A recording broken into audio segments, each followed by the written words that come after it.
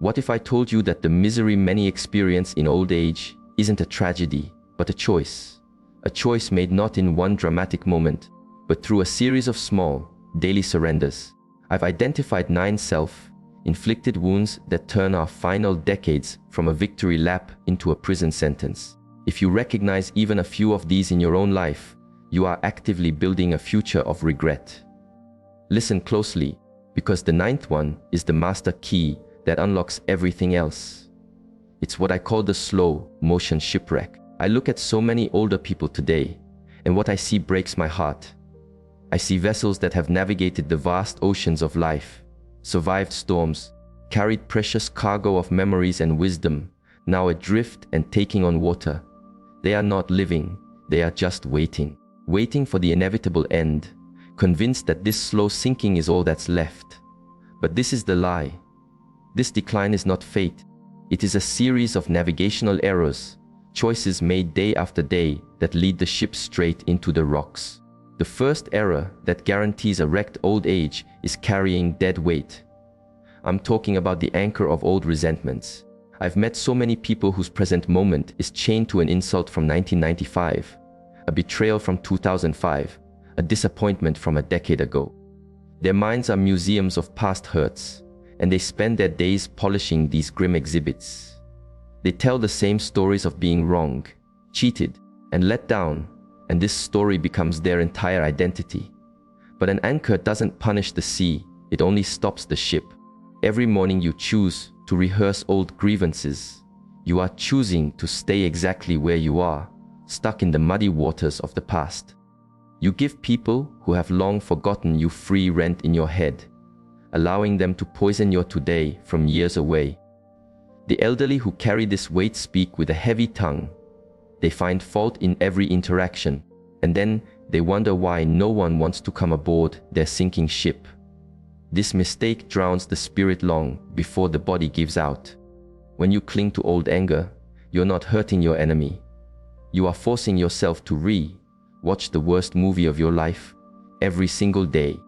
You are burning your remaining time as fuel for a fire that only warms your own pain. The solution isn't to pretend the hurt didn't happen. It's to cut the anchor chain.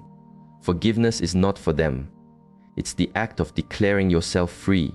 It's choosing to sail into a new dawn rather than stare at the storm in your rearview mirror. The second fatal error is believing the myth of the lone wolf. This is the slow starvation of self-imposed isolation. I watch people pull back from the world step by step. They say no to invitations because it feels like too much work. They ignore calls because small talk feels exhausting. They tell themselves they're self-reliant, but they're actually building a cage of solitude around themselves. Each decision seems logical, a small price for peace and quiet. But added together, these choices construct an unbreachable wall that doesn't just keep out annoyance. It keeps out love, help, and the vital energy of human connection. I have seen people sit for days in apartments that have become tombs of memory, their only company the ghosts in old photographs. They have no one to laugh with, no one to confide in, no one who would even notice if they didn't wake up. They've convinced themselves that needing people is a weakness, that asking for connection is a burden. This isn't independence, it's pride. It's the fear of being seen as needy. So they choose the silent ache of loneliness over the perceived risk of reaching out. But we are not lone wolves. We are pack animals. We are wired for the tribe. The elderly who flourish know this. They cultivate their relationships like a garden.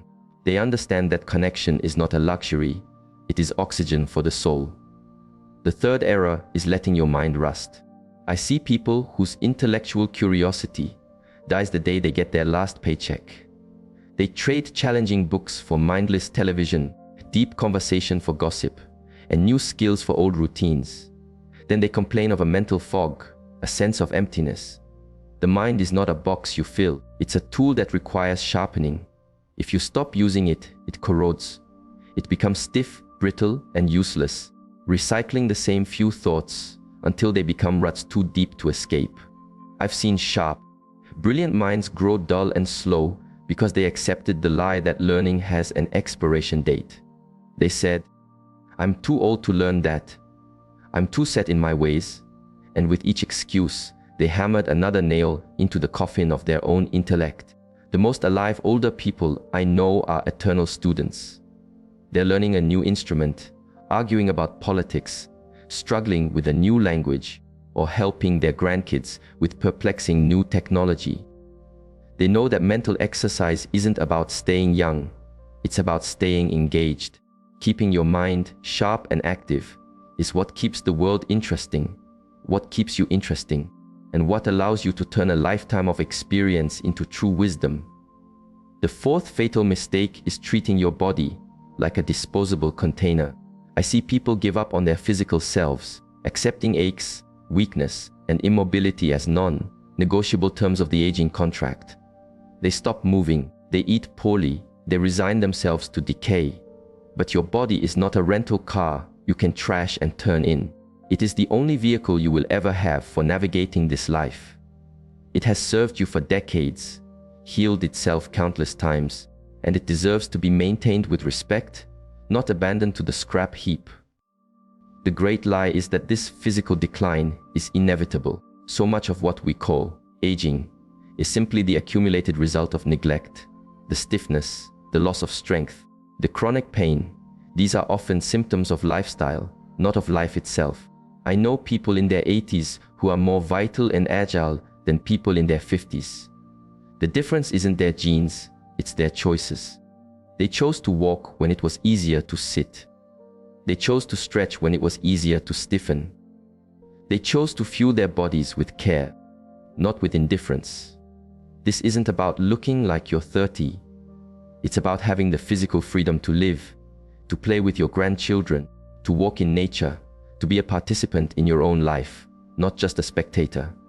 The fifth error is the great disconnection, retiring from purpose. I see people who build incredible careers, own amazing skills, and gather a lifetime of wisdom, only to toss it all in the garbage on their 65th birthday. They believe they've earned the right to be useless. But the human spirit is not designed for a vacuum. We are built to solve problems, to contribute, to matter. A life without purpose is a boat without a rudder, drifting aimlessly until it breaks apart. I've seen powerful, driven people wither into depression and sickness within a year of retirement. They had no reason to get up, no mountain to climb, no one to serve. They traded responsibility for a profound sense of irrelevance. The elderly who thrive know that purpose transforms. It doesn't end. They find new ways to be of service. They mentor, they volunteer, they create, they become the bedrock of wisdom for their families. Purpose is not a job title. It's the conscious choice to stay in the game, to keep your gifts in circulation, to make your existence a net positive for the world, right until the very end. The sixth fatal error is facing the storm without an anchor. As you get older, the superficial comforts of life begin to fade. Your physical powers wane, friends and loved ones pass away, and the horizon of your own mortality comes into sharp focus. At this point, you need something more than a bank account or a collection of memories to hold you steady. You need a spiritual foundation. I have sat with elderly people who spent their lives chasing success and pleasure, only to find themselves terrified and empty when confronted with life's biggest questions. Who am I without my job? What was the point of it all? How can I face the end without being consumed by fear? Without some form of inner, spiritual work, these questions are a source of deep terror. But for those who have cultivated a spiritual life, through religion, meditation, philosophy, or a deep connection with nature, these same questions become a source of peace and completion. They understand they are a wave in a much larger ocean. They know that a life's meaning isn't measured in years or dollars, and that death is a transition, not a failure. This isn't about religion. It's about having the inner resources to face the ultimate reality with courage and a sense of peace. The seventh mistake is building your house on sand. I'm talking about the financial self-sabotage that leads to a final chapter defined by stress, dependency, and poverty. I have seen countless people who lived well during their working years end up in a state of constant financial anxiety because they confused income with wealth.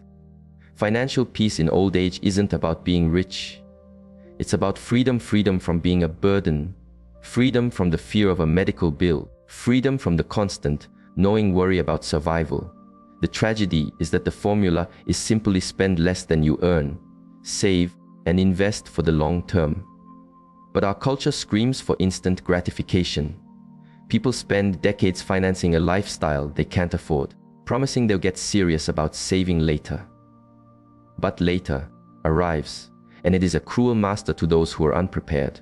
The stress of money problems in old age infects everything: your health, your relationships, your ability to find any joy. The elderly who live with dignity almost always made a pact with their younger selves. They chose future security over present indulgence. They understood that while money can't buy happiness, its absence can certainly buy misery. The eighth fatal mistake is running from the finish line. Our culture treats death like a failure, a taboo subject to be avoided at all costs. But denying death doesn't make you immortal, it just makes you terrified. When you spend your life refusing to look at your own mortality, you are completely unprepared when it finally, inevitably, looks at you. The people I've seen suffer most at the end are not those in the most physical pain. They are the ones whose spirits are in a state of panic, who are filled with regret, and are trying to bargain with a clock that has already run out.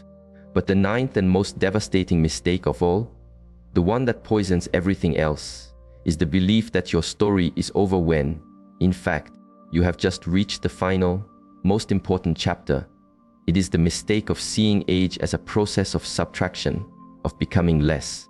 It's trying to cling to the person you were at 40, instead of blossoming into the person you are at 80. When you see your wrinkles as flaws, instead of as a map of your soul's journey, you miss the entire point. The most beautiful, inspiring older people are not the ones who look the youngest. They are the ones who have become the most themselves.